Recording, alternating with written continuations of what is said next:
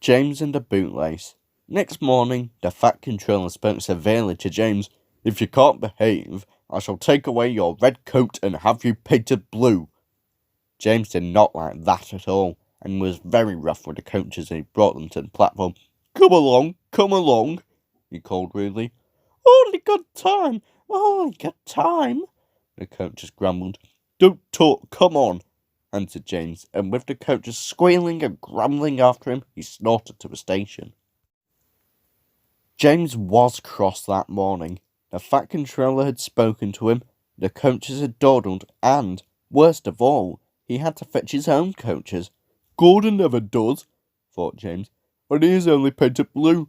A splendid red engine like me should never have to fetch his own coaches.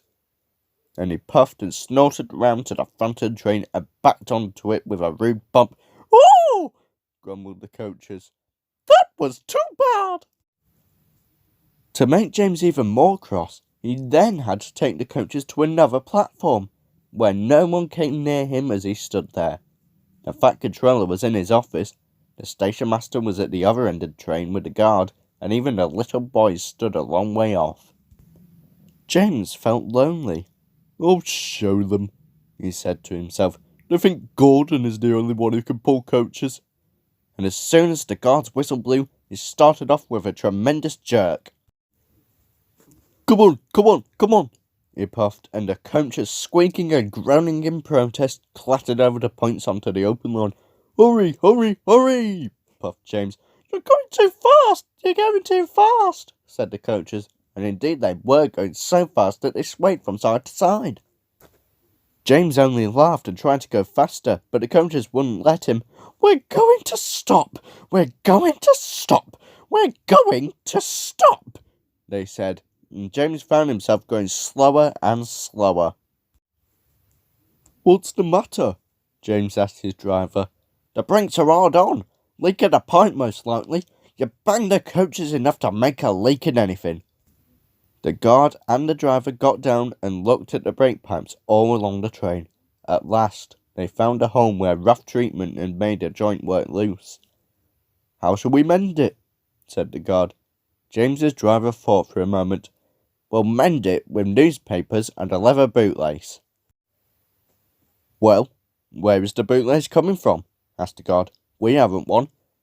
Ask the passengers, said the driver. So the guard made everyone get out.